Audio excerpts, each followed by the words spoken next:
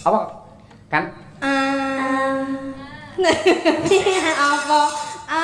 Itu aja. Oh, kutut manggung aja lah. Kutut manggung sing iso dingene-ngene. Lah Mbak Tuti iso panggan kuwi di mana ning. Jenengan remene napa Pak lagune biasane? Wah, aku itu mau lawas seneng aku ki. Saiki. Kita nolak, kita sumilir. Heeh. Katresnan sejati. sejati. Yo, Kasetian jati.